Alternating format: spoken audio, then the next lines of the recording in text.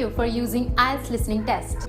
There is a good news for you guys. Now you can practice unlimited speaking tests on our application Baby Code. I know some people will say कि मैं तो अपने friends के साथ practice कर लेता हूँ, मैं अपने इंस्टीट्यूट में रोज टेस्ट देता हूँ या मैं मिरर के सामने प्रैक्टिस करता हूँ, लेकिन रोज 1 या 2 टेस्ट देना is not enough to clear IELTS और आपके फ्रेंड्स और मिरर आपको वैल्यूएबल फीडबैक कभी नहीं दे सकते। लेकिन अगर आप बेबी कोड एप्लीकेशन यूज करते हो तो आप कहीं भी और कभी भी अनलिमिटेड टेस्ट दे सकते हो।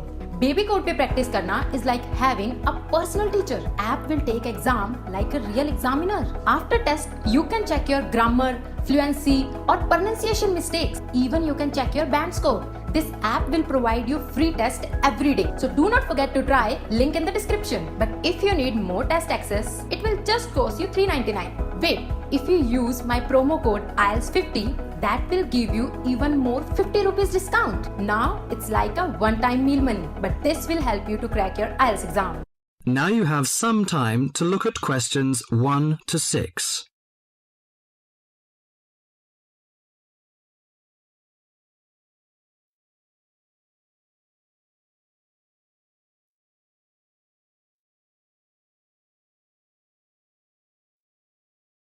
Now listen to the talk and answer the questions 1 to 6.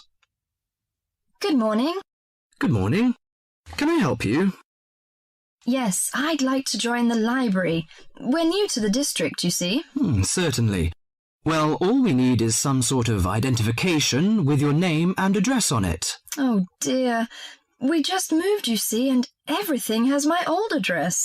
A driving license, perhaps? No, I don't drive. Your husband's would do. Yes, but his license will still have the old address on it.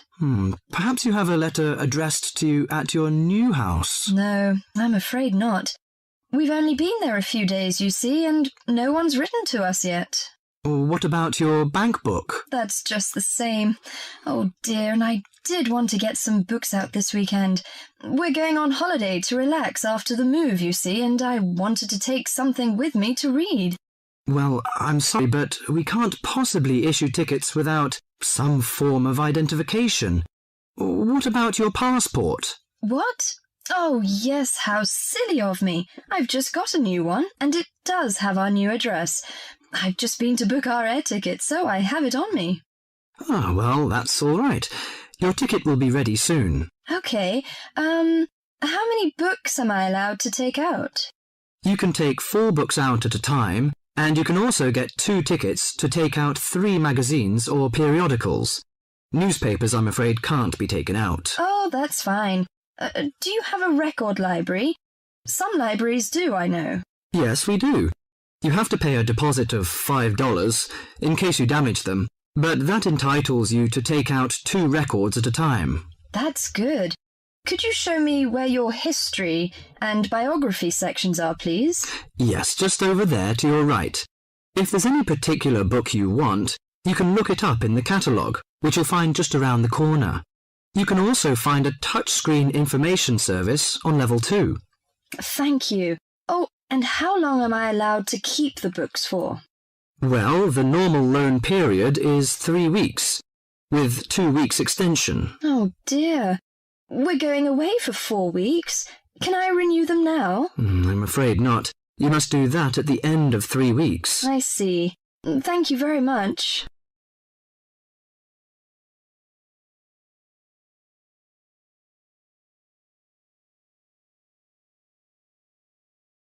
Before the talk continues, you have some time to look at questions 7 to 10.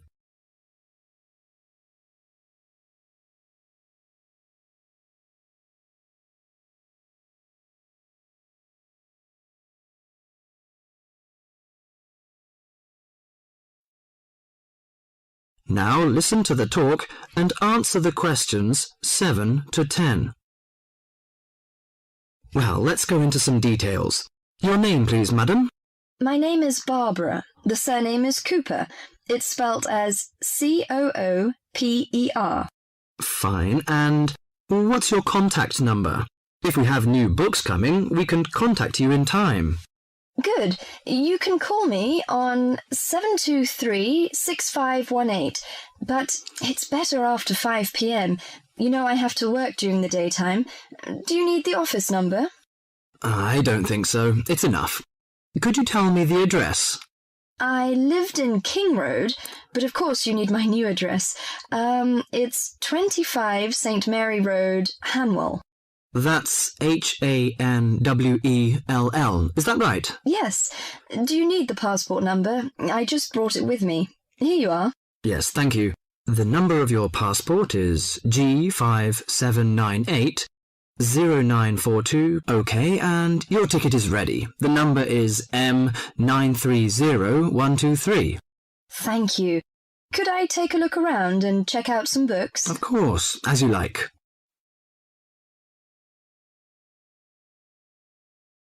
That is the end of part 1.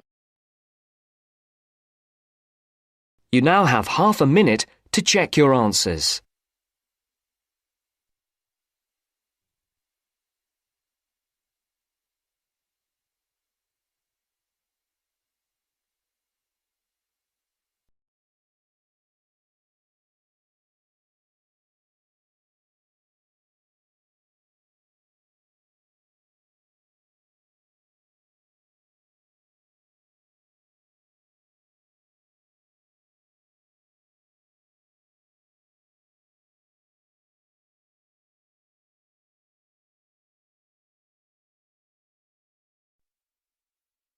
Now turns to part 2. Part 2. You are going to hear a lecture given by a counselor. First, you have some time to look at questions 11 to 15.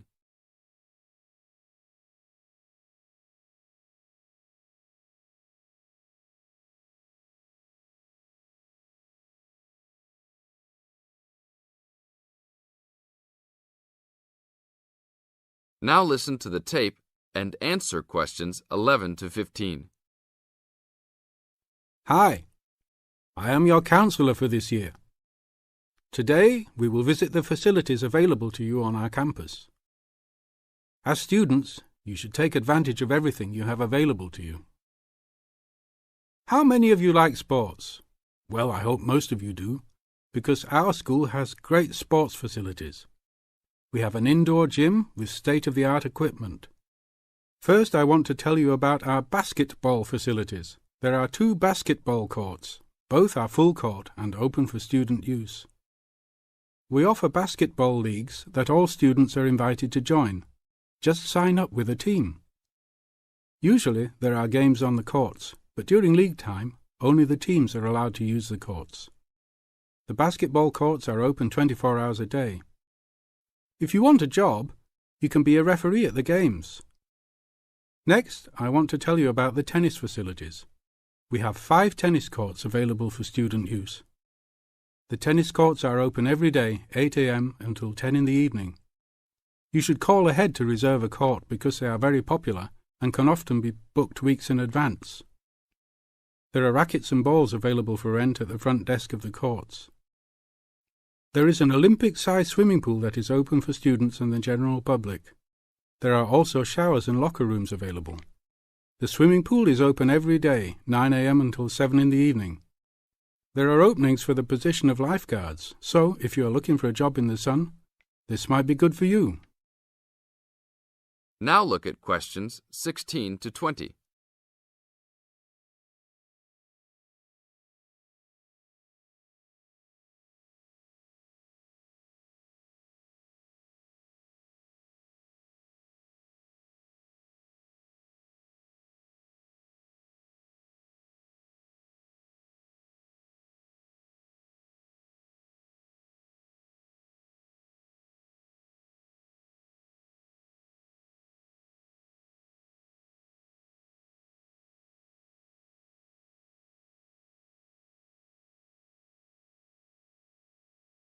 Now listen to the tape and answer questions 16 to 20.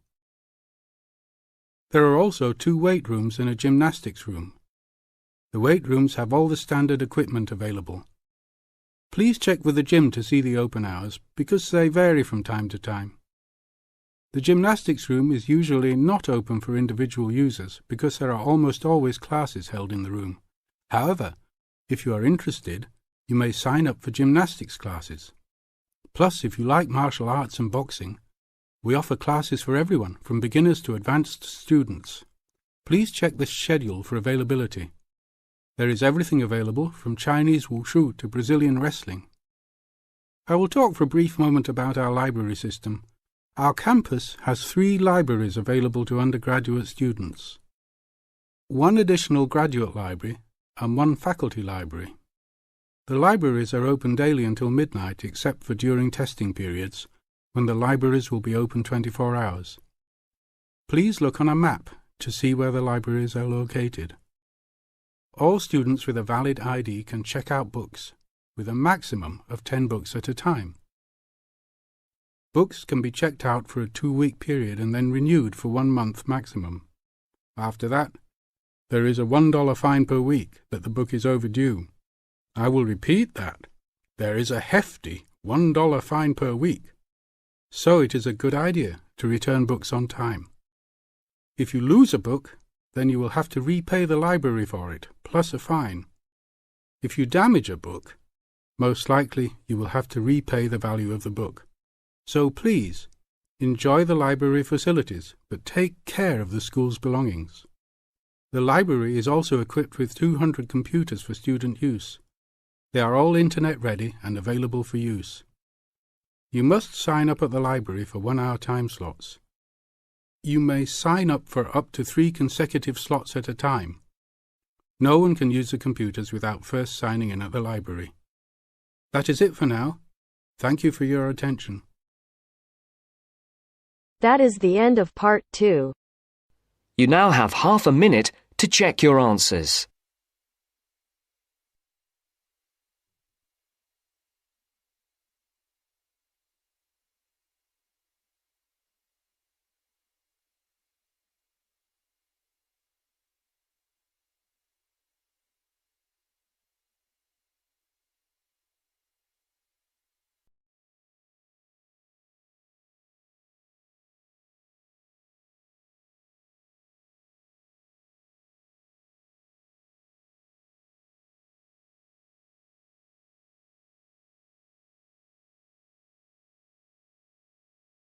Now turns to part 3. Part 3. First, you have some time to look at questions 21 to 26.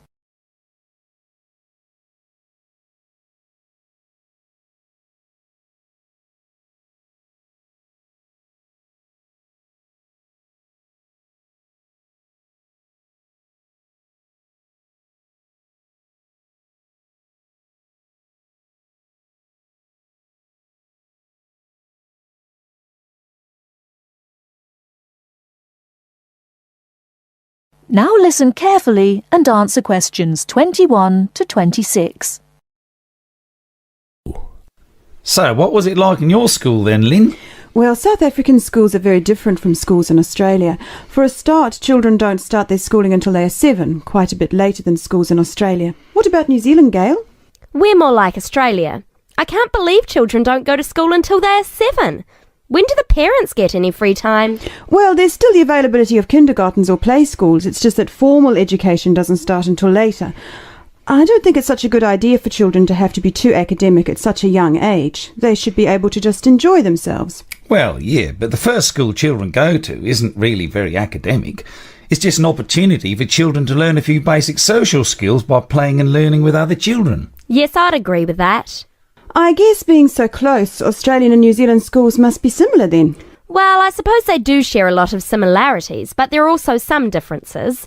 For example, children in New Zealand go through intermediate school, but in Australia there's only high school. That's right, isn't it, Pat? Yeah, I think so. What about South Africa, Lynn? Do you have an intermediate or high school? Oh, high school. And now the difference between Australian and New Zealand education is that although both countries have state schools and private schools, our private schools are very often run by religious groups, whereas New Zealand schools are secular. That's not true. There are quite a few religious schools in New Zealand. Oh, OK, maybe we are similar. Only a few South African schools have any religious connection, so I guess we're different. Most people go to state schools. Pat, is it true that some people from your country don't have to go to school at all? Well, that's partly true. Because of the geography of Australia, there are a lot of children who do not have access to schools, at least on a regular basis. Instead, they have a form of correspondence education, where the lessons are actually on the radio and the students send their work in by post. That way they get a lot of what they would if they were in the classroom, apart from the interaction. In New Zealand, not all students have to go to school either. Some parents have opted for homeschooling. Oh, is that like correspondence teaching? We don't really have that. Well, we do have correspondence schools, but homeschooling is different. With homeschooling, the parents teach the children and set them homework. They have to present a syllabus to their local education authority before they can do that, but it is becoming a more popular choice for some parents. I suppose it also suits parents' own commitments. I mean, they don't have to worry about collecting their children from school, and they can always teach over the weekend or in the evening if they want to. Is the school day normally quite long then? Not in New Zealand, but I think it can be in Australia. Yeah, that's right. I think Australia is unusual in that there are extracurricular activities which you have to go to.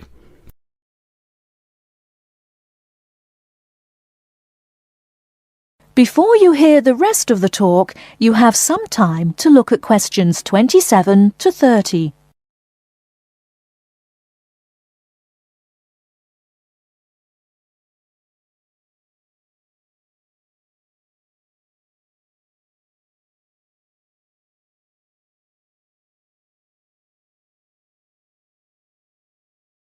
Now listen and answer questions 27 to 30. These are normally sport activities, but there are a few other options. We have activities after school for any student that is interested, but they aren't compulsory. What about in New Zealand, Gail? I had to do some sport every week. I didn't really like it, but it was part of the school day, so I guess that's not so bad. Anyway, I spent 2 years at boarding school, so things were a little different. Boarding school? What was that like? Well, the thing I remember most about it was the strict dress code. There were restrictions on everything. You had to wear a school uniform almost all of the time, and it had to be cleaned and ironed. The length of your skirt had to be no less than 1 inch above your knees when kneeling down. Sometimes we used to go out on school trips or just at weekends with a few friends, but whenever we were outside the school we had to wear a hat. There was one teacher who always used to give me extra homework because my socks weren't pulled up, and that was in the school late in the evening. I suppose it wasn't that bad, but at the time it felt like a prison. I kept getting into trouble for something. Most of the time I forgot something, normally my school badge. We had to wear that all the time, in the school and out, because it had our house colours on it. Wow, that doesn't sound like much fun. No, but it was a good education, I suppose.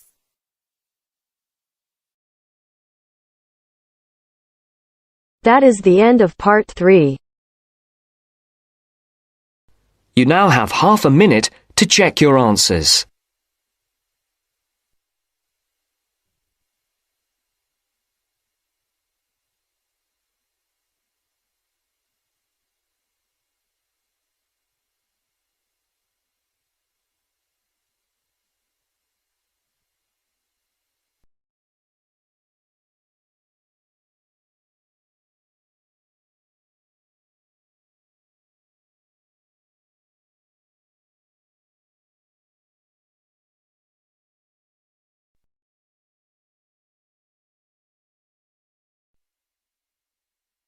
Now turns to part 4. Part 4. You are going to hear a conversation about using recorded delivery and registered post. First, you have some time to look at questions 31 to 40.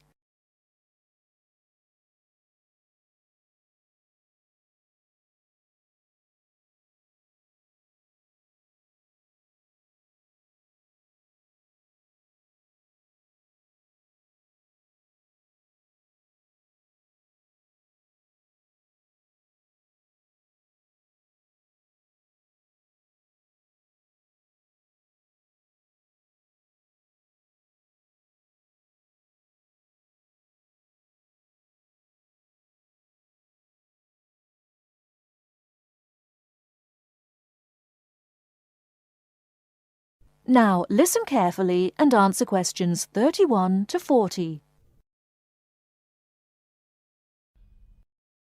Tom, where are you going? To the post office. I'm going to send some packets to Leeds. Do you know the best way to send them? Well, if your need is for a record of posting and delivery rather than compensation for loss, recorded delivery is particularly suitable for sending documents and papers of little or no monetary value. Well, what can we send for recorded delivery? All kinds of inland postal packets except parcels, airway and railway letters and parcels. The service does not apply to mail for the Irish Republic. I see. How do I post them? You should get a certificate of posting form from the container in the post office and follow the instructions shown on the reverse. The certificate will be your record of posting. Can I send anything in the post?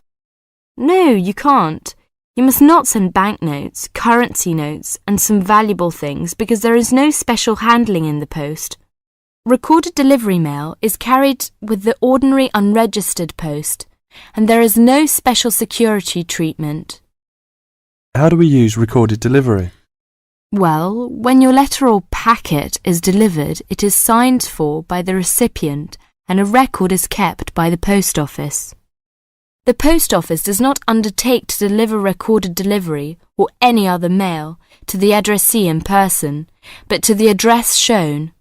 You can obtain confirmation of delivery by completing an advice of delivery form either at the time of posting or later. This form will be signed by a post office official, not by the addressee of the recipient. A fee is payable, which is lower if the form is handed in at the time of posting. Is there any compensation for loss? Well, compensation is limited. Compensation may be paid for loss or damage, but will not be paid for money or any other inadmissible item. If you want a speedy service for articles of value with extra security of handling en route, and wish to have compensation in the event of loss or damage, you should use registered post. What can we send if we use registered post? Any first-class letter or packet except airway letter or railway letter. How do we post? What should we do? Well, you should make sure that the packet is made up in a strong cover and then it is fastened with wax, gum or other adhesive substance. Hand the packet to the post office counter clerk, together with the cost of postage and the registration fee. Do not post it in the posting box. Make sure that the fee paid is adequate to cover the value of the content. The counter clerk will give you a certificate of posting which he has initiated with the date stamped. Is there any special security for the registered post? Yes, all registered mail receives special security treatment. Packing is very important because registration is not in itself a safeguard against damage. The contents of registered packets must be adequately packed. How do we pack then? Do we have to use special envelope? Yes, you have to send the articles in one of the registered letter envelopes sold by the post office. These envelopes are already stamped for first-class postage and have the minimum registration fee. What about the compensation? Compensation will not be paid for the following articles, such as banknotes, currency notes, trading stamps, coupons, and some valuable things, unless they are enclosed in one of the registered letter envelopes sold by the post office. I see. How does it deliver? The recipient on delivery signs for your registered mail. The post office does not undertake to deliver registered or any other mail to the addressee in person, but to the address shown. You can obtain confirmation of delivery by paying an additional fee and completing an advice of delivery form, either at the time of posting or later. If you require the recipient's signature on the advice of delivery, the form must be handed in at the time of posting. Otherwise, a post office official will sign the certificate. The advice of delivery fee is lower if the form is handed in at the time of posting. Thank you very much for all this useful information. That is the end of part 4. Thank you for using